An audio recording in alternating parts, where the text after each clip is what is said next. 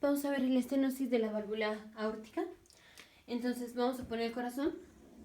Aquí está el corazón. Aquí están las válvulas auriculoventriculares. Aquí está la aurícula derecha, aurícula izquierda, ventrículo derecho, ventrículo izquierdo. No voy a poner la arteria pulmonar para no confundir. Solo voy a poner la aorta. Entonces la aorta sale de aquí, del ventrículo izquierdo. Y esta va a ser la válvula aórtica. Entonces tenemos estenosis de la válvula aórtica. Esto quiere decir que cuando se abre la válvula aórtica, el orificio que va a quedar por donde va a pasar la sangre del ventrículo izquierdo a la aorta va a estar estrechado, va a ser menor, va a estar disminuido. Entonces vamos a abrir la válvula. Esta es la válvula aórtica y así está abierta cuando el ventrículo izquierdo se está contrayendo y le está pasando la sangre a la aorta. Pero en la estenosis lo que pasa es que tenemos menos orificio. Entonces, vean como aquí ya casi no hay espacio por donde puede pasar la sangre del ventrículo izquierdo a la aorta. Está casi cerrada. Esto es estenótica, que tiene menos orificio. Cuando se abre, tiene menos orificio por donde puede pasar la sangre. Ahora, ¿cómo se va a presentar el paciente que viene con estenosis de la válvula aórtica? Entonces, si tenemos estenosis de la válvula aórtica, al ventrículo izquierdo le va a costar más trabajo expulsar la sangre hacia la aorta, porque como ahora tiene que pasar la misma cantidad de sangre, pero por un orificio menor, al ventrículo izquierdo le va a costar trabajo expulsar la sangre. Entonces, la presión en el ventrículo izquierdo va a aumentar. ¿Y cómo está la presión aquí en la aorta? La presión en la aorta va a estar disminuida. Porque aunque vamos a pasar sangre del ventrículo izquierdo a la aorta, pues va a ser más difícil. Entonces vamos a tener menos sangre que quede finalmente en la aorta, porque cuesta más trabajo pasarla. Entonces, si tenemos menos sangre aquí en la aorta, pues vamos a tener menos presión aquí en la aorta, menos presión y menos sangre. Entonces, ¿qué pasa? Si tenemos menos sangre que está pasando a lo largo de la aorta, pues todos los órganos van a estar hipoperfundidos. Y hay unos órganos pues que sufren más que otros, como es el cerebro o el corazón. Entonces vamos a poner aquí, vamos a poner las primeras ramas lo voy a poner rojo, las primeras ramas de la aorta. Entonces estas van a ser las coronarias. Obviamente las coronarias no van así, las coronarias van aquí. Pero para que claro, las voy a poner así. Entonces si tenemos menos sangre aquí en la aorta, pues va a ser menos sangre que va a pasar a todas las arterias, incluyendo las coronarias. Y las coronarias son las arterias que irrigan, que nutren al corazón. Entonces si tenemos menos sangre en la aorta, vamos a tener menos sangre en las coronarias. O sea, vamos a tener isquemia del corazón. Isquemia del corazón. Ahora, si el paciente está en reposo, la poquita sangre que está aquí en la aorta y que va a pasar a las coronarias es suficiente para suplir la demanda de oxígeno, la demanda de sangre por este corazón que tiene válvula aórtica estenótica, pero que está en reposo. Entonces, en reposo no vamos a tener isquemia en reposo. En reposo no vamos a tener isquemia. Pero si el paciente hace ejercicio y tiene estenosis de la válvula aórtica, si de por sí al tener estenosis de la válvula aórtica, había menos sangre aquí en la aorta y de aquí pues a las arterias coronarias, ahora que está haciendo ejercicio, el corazón va a demandar más sangre. Entonces, en ejercicio tenemos un aumento de la demanda de sangre. Y si aumenta la demanda de sangre, entonces aumenta la demanda de sangre. Pero el corazón no está pudiendo sacar toda la sangre hacia la aorta. Entonces, ¿qué pasa? Seguimos teniendo la misma cantidad de sangre, o puede ser que un poquito más de sangre pueda llegar a pasar desde el ventrículo izquierdo a la aorta, pues porque estamos en ejercicio, aumenta la contractilidad, pero aún así al ventrículo izquierdo le va a costar trabajo pasar la sangre del ventrículo izquierdo a la aorta. Entonces, ¿qué pasa? Aumentó la demanda de sangre, pero casi no aumenta la sangre que puede ser expulsada desde el ventrículo izquierdo a la aorta. O sea, la cantidad de sangre que va a ser expulsada desde el ventrículo izquierdo hasta la aorta va a ser casi la misma que como si el paciente hubiera estado en reposo. Entonces aumentó la demanda de sangre, pero la sangre pues no aumentó. Entonces, ¿qué pasa? Ahora el paciente viene con isquemia. Entonces, cuando el paciente tiene isquemia coronaria, cuando el paciente aumenta la demanda, porque no puede suplir el aumento de demanda. Esto va a ser cuando el paciente esté en ejercicio. ¿Y cómo se llama? Cuando el paciente tiene isquemia del corazón, pero nada más en condiciones que aumentan la demanda de oxígeno, eso se llama angina, como ya lo vimos en otros videos. Entonces el paciente va a venir con angina precordis, angina precordial. Otro síntoma es, así como no le llega sangre al corazón cuando el paciente está en ejercicio, tampoco le va a llegar sangre al cerebro. Entonces vamos a poner, aquí está la aorta, esta es la aorta, y la aorta da como ramas al tronco brachiocefálico, a la carótida izquierda y a la subclavia izquierda. Entonces, ¿qué pasa? Si el paciente está en reposo, ya vimos que tenemos menos sangre que pasa del ventrículo izquierdo a la aorta. Pero si el paciente está en reposo, la sangre que pasa a la aorta y de aquí que va a ir a las carótidas va a ser suficiente para suplir al sistema nervioso central. Entonces, cuando estamos en reposo, aunque sea poca sangre, la que tenemos en las carótidas o que van a pasar a las carótidas, es suficiente para suplir la demanda de reposo del sistema nervioso central. Para suplir la demanda en reposo del sistema nervioso central. Pero cuando el paciente entra en ejercicio, obviamente uno de los órganos pues que requieren más, que van a aumentar su demanda de oxígeno, de sangre, va a ser el cerebro. Entonces el paciente entra en ejercicio y si hace ejercicio aumenta la demanda. Entonces aumentó la demanda, pero ya vimos que de todos modos le va a seguir costando mucho trabajo al ventrículo izquierdo pasar la sangre. Otra vez puede ser que un poquito más de sangre vaya a pasar desde el ventrículo izquierdo a la aorta, pero puede hacer casi nada. Entonces, en ejercicio, aumenta la demanda de sangre, de oxígeno molecular por medio del sistema nervioso central, pero no estamos aumentando el suplemento de sangre. Entonces vamos a venir con isquemia del sistema nervioso central. ¿Y cómo se llama una hipoperfusión transitoria del sistema nervioso central? Esto puede terminar en síncope. Entonces el paciente va a tener síncope. Y obviamente, pues si el paciente no está recibiendo suficiente sangre al corazón, pues va a venir con disnea. Y la disnea no es que tenga un problema respiratorio, sino que no está recibiendo suficiente sangre.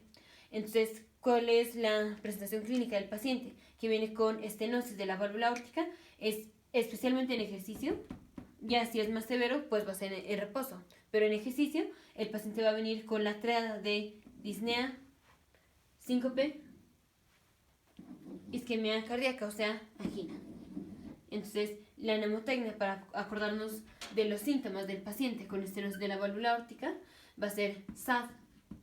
SAD es triste en inglés. Entonces, síncope, angina precordis, disnea. Esa es la sintomatología del paciente. Ahora, ¿cómo se va a escuchar el ruido cardíaco? Cuando tenemos el paciente que tiene estenosis de la válvula aórtica, el paso de la sangre por un orificio estenótico pues va a ser un ruido.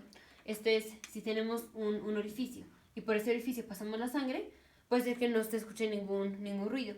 Pero si ahora el orificio es más chico y vamos a pasar la misma cantidad de sangre, se va a escuchar cómo pasa la sangre. Esto va a ser un ruido cardíaco. Ahora, ¿cómo se va a escuchar este ruido cardíaco? El ruido cardíaco. Entonces, primero, ¿cuándo se va a escuchar el ruido cardíaco? O sea, en sístole o en diástole. Se va a escuchar en la sístole ventricular. Porque en la sístole ventricular es cuando viene sístole ventricular es contracción del ventrículo. Entonces, en la sístole ventricular es la contracción del ventrículo. Y cuando se contrae el ventrículo es cuando la sangre va a pasar del ventrículo a la aorta. Y es ahí cuando se va a escuchar el paso de la sangre. Entonces, esto va a ser un soplo o un ruido cardíaco sistólico. Un soplo sistólico. Soplo sistólico. Ahora, ¿cuáles son las características de este soplo sistólico?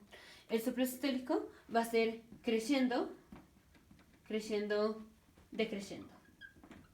O sea, esta es terminología de música clásica en italiano, pero esto lo que quiere decir es que el soplo, la intensidad del soplo, o sea, qué tan fuerte escuchamos el soplo, va a ir creciendo en intensidad y luego la intensidad va a ir disminuyendo. Entonces, aunque es muy poquito el tiempo en donde escuchamos el soplo se va a ir escuchando cada vez más fuerte y luego cada vez menos fuerte. Esto es creciendo, decreciendo. Si hacemos una gráfica, esto se pone así. Mientras más altos los picos que voy a poner, es que más se está escuchando. Entonces, aquí vamos a tener el sonido S1, vamos a tener el sonido S2. Entonces, S1, ya vimos en videos anteriores que es cuando se cierran las válvulas auriculoventriculares, esta y esta. S2 es cuando se cierran las válvulas semilunares. Entonces, S2 es ya una vez que se cierran las válvulas semilunares. S1 es cuando se cierran las válvulas auriculoventriculares. Entonces, el soplo va a estar entre S1 y S2, porque el soplo se va a dar cuando viene la contracción del ventrículo. Cuando viene la contracción del ventrículo, primero se van a cerrar las válvulas auriculoventriculares. Se sigue contrayendo el ventrículo y se va a abrir la válvula aórtica. Y es cuando se abre la válvula aórtica que va a pasar la sangre. Y luego se van a cerrar las válvulas. Cuando se cierran las válvulas semilunares, eso es un S2. Entonces, cuando estuvo el soplo, cuando la sangre pasa del ventrículo izquierdo a la aorta, ¿y esto cuándo fue? Después del S1, después de que se cierran las válvulas auriculoventriculares, pero antes de que se cierre la válvula semilunar. Entonces, aquí entre S1 y S2 vamos a tener el soplo. Y esto va a ir más o menos, va a ser un soplo como así. Así se grafica. Entonces, mientras más amplia esté la rayita, es que más se escucha. Entonces va pasando la sangre y se va escuchando cada vez más fuerte el soplo y luego cada vez más leve o menos fuerte. Así es como nos describen un sonido, un soplo cardíaco por una estenosis de la válvula aórtica. Entonces, ¿cómo es el soplo cardíaco de la estenosis de la válvula aórtica? Es un soplo sistólico decreciendo. Esto también es también de la característica de que si le sentimos el pulso al paciente, pues el pulso, lo que estamos sintiendo es cómo la sangre pasa a través de la arteria, porque cada vez que pasa la sangre por una arteria, la arteria se distiende, porque va pasando la sangre. Pero ¿qué pasa? Aquí cuesta trabajo que la sangre pase del ventrículo izquierdo a la aorta, entonces vamos a tener pues un retraso en el paso de sangre del ventrículo izquierdo a la aorta. Entonces vamos a poner un retraso de sangre que pasa desde el ventrículo izquierdo a la aorta. Entonces vamos a tener retraso de la sangre que pasa a la aorta y por tanto un retraso de la sangre que llega a las arterias periféricas. Entonces, ¿cómo se va a sentir esto? Como un pulso retardado. Y aparte, pues el pulso va a estar disminuido. ¿Por qué el pulso va a estar disminuido? Porque mientras más sangre, vamos a poner una arteria. Aquí está la arteria. Mientras más sangre pasa por la arteria, pues más se va a distender la arteria. Y si más se distiende la arteria, más fuerte se va a sentir el pulso. Entonces, mientras más sangre, más distensión de la arteria. Y si más se distiende, más fuerte se siente el pulso. ¿Y aquí qué pasa? Aquí tenemos menos sangre que está pasando del ventrículo izquierdo a la aorta, pues porque le cuesta trabajo pasar la sangre. Entonces, menos sangre. Y si tenemos menos sangre, vamos a tener menos distensión. Y si tenemos menos distensión, el pulso se va a sentir menos fuerte, o sea, se va a sentir más débil. Entonces, esto se llama pulso parvus et tardus. O sea, pulso débil y retrasado.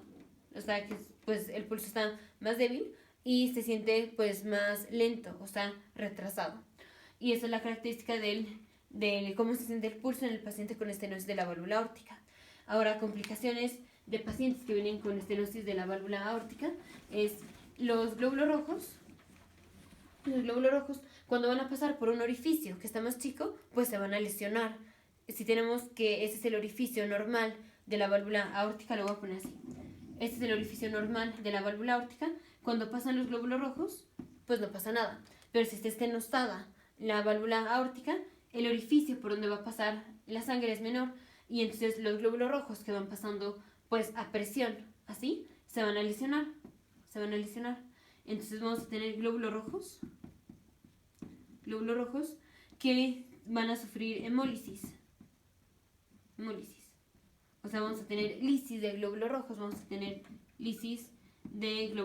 ¿Por qué? Porque la válvula aórtica está estenosada y cuando pasan por la válvula aórtica estenosada se van a romper, se van a lisar. Entonces tenemos lisis de glóbulos rojos. Y si tenemos lisis de glóbulos rojos, esta es una anemia hemolítica. Anemia es que tenemos disminución de la concentración de hemoglobina. Si destruimos los glóbulos rojos, vamos a tener menos de lo que contienen los glóbulos rojos, que es la hemoglobina. entonces vamos a tener anemia hemolítica. Y pues ya, todos los estudios de laboratorio de anemia hemolítica. Estos glóbulos rojos, si hacemos un frotis de sangre, pues se van a ver deformados. Un glóbulo rojo normal se ve como así. Es un glóbulo rojo normal. Un glóbulo rojo deformado porque pasó por una válvula aórtica estenosada se va a ver como así. Esto es lo que se llama un helmet cell, como una célula en forma de casco, o también se llaman schistiocitos. Estas son las células características de pues, glóbulos rojos que están dañando al pasar a través de la válvula aórtica. Eso es característico. Entonces, esto se llama una anemia microangiopática hemolítica. Entonces, estenosis de la válvula aórtica produce anemia microangiopática hemolítica porque se están rompiendo, destruyendo los glóbulos rojos y tienen esta deformidad. Y por eso vamos a tener anemia. No solo vamos a tener anemia hemolítica, o sea, este tipo de anemia hemolítica, sino que también recordamos que el grupo HIM, o el grupo hemo de la hemoglobina contiene hierro. Pero si estamos rompiendo, destruyendo los glóbulos rojos, si se están destruyendo los glóbulos rojos, entonces vamos a tener pues menos hemoglobina. ¿Y qué contiene la hemoglobina? El hierro. Entonces si tenemos menos hemoglobina, porque están destruyendo los glóbulos rojos, también estamos perdiendo hierro. Entonces vamos a tener disminución de la concentración de hierro. ¿Y qué pasa? ¿Qué pasa en los pacientes que tienen disminución de hierro? Pueden tener anemia ferropénica. Entonces, el paciente no solo va a venir con anemia microangiopática hemolítica, sino que también va a venir con anemia ferropénica. Y entonces vamos a tener estudios de laboratorios de anemia ferropénica. Entonces, estenosis de la válvula aórtica, su etiología principal es en pacientes mayores a 60 años por desgaste de la válvula, literal, desgaste de la válvula. Por eso se va a dar la estenosis de la válvula aórtica principalmente. Ahora tenemos otros pacientes que son pacientes jóvenes que desarrollan estenosis de la válvula aórtica.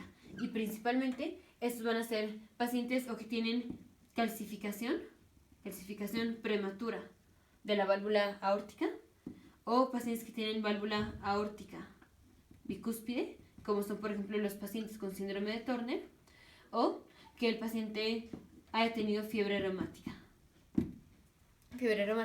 Ahora, si tenemos un paciente que tiene estenosis de la válvula aórtica, ¿cómo descartamos que es por fiebre reumática? Entonces, los pacientes que tienen fiebre reumática, la válvula que más comúnmente está involucrada es la válvula mitral. Entonces, si tenemos un paciente y tiene estenosis de la válvula aórtica porque tiene fiebre reumática, muy probablemente también va a tener estenosis de la válvula mitral. Si tenemos un paciente que tiene estenosis de la válvula aórtica, pero no tiene estenosis de la válvula mitral, en principio descartamos que el paciente tenga fiebre reumática como causa de estenosis de la válvula aórtica. Entonces, ¿cómo excluimos fiebre reumática en un paciente con estenosis de la válvula aórtica? Al no tener una estenosis concomitante de la válvula mitral. Así lo vamos a descartar.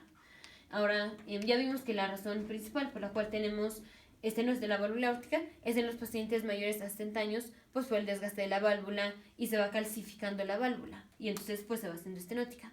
Hay pacientes en donde se hace calcificación de la válvula prematuramente, o el hecho de que tengamos dos cúspides, pues esto hace más daño, más desgaste a la válvula.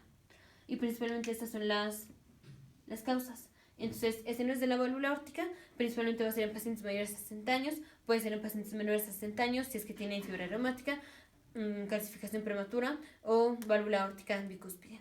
¿Cómo se va a presentar esto? Con la entrada de síncope, disnea y angina precordis cuando el paciente está en ejercicio. El pulso va a estar retrasado y va a estar débil. Entonces, pulso parvus et tardus. ¿Cuál es la característica del soplo? Va a ser un soplo sistólico, creciendo, decreciendo. Y obviamente se va a escuchar en foco aórtico.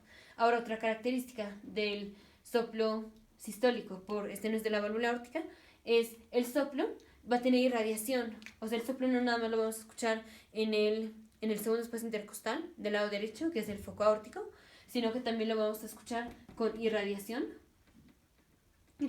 hacia las carótidas. Porque aquí tenemos la carotida y el soplo se escucha hacia donde la sangre va cuando está generando el soplo. Voy a explicar. El soplo se está generando cuando la sangre pasa del ventrículo izquierdo a la aorta. ¿Y qué pasa? La sangre va pasando así y finalmente termina en las carótidas. Entonces, este es el flujo normal de sangre y pues entonces en esta dirección se va a escuchar más el flujo, más el ruido. Entonces, si ponemos aquí el flujo se está yendo hacia la carótida. Entonces, hacia allá se va a escuchar el ruido. Si ponemos el estetoscopio en las carótidas, hacia allá se va a escuchar el soplo. Entonces, el soplo no nada más se va a escuchar aquí, en segundo espacio intercostal y línea parasternal, que es el foco aórtico, sino que también cuando ponemos el estetoscopio en las carótidas, vamos a escuchar la irradiación del soplo. Por esto, cuando auscultamos a los pacientes, también les auscultamos las carótidas, para checar que no tengamos estenosis de la válvula aórtica. ¿Y cómo va a estar la presión del ventrículo izquierdo? Vimos que va a estar aumentada. ¿Cómo va a estar la presión de la cómo va a estar la presión de la aorta? Va a estar disminuida. Nos vemos en el siguiente video, futuros médicos, científicos e ingenieros.